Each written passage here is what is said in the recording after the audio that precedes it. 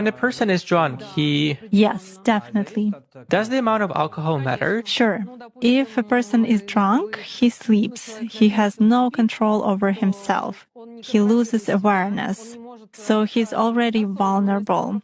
Basically, alcohol lowers vibrations instantly, then it is easier to work. It is easier to attach an entity, and it is easier to take possession of a person's mind.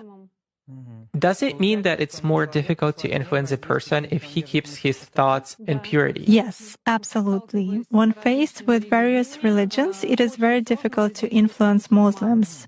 They are in a constant connection with the egregore. They do namaz every day and read prayers on a daily basis. They are constantly under some kind of a dome, so it is very difficult to influence them. When you start impacting a person, he begins to address in a prayer.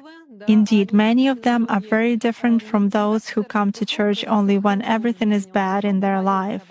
They come to pray, and then for 5 years they forget about God, some canons, and so on. Muslims, as a rule, passionately believe and passionately give energy to their egregore, and this egregore protects them very well. That's why it is very difficult to work to make any kind of influence on a true Muslim believer.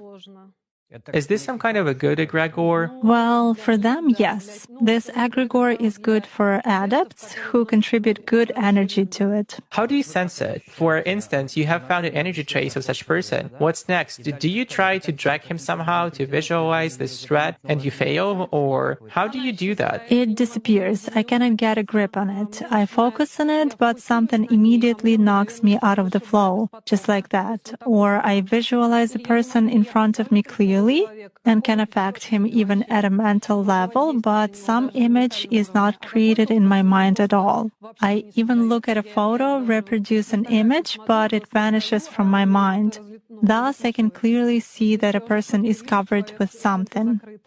Does this only work with Muslims? It does for me.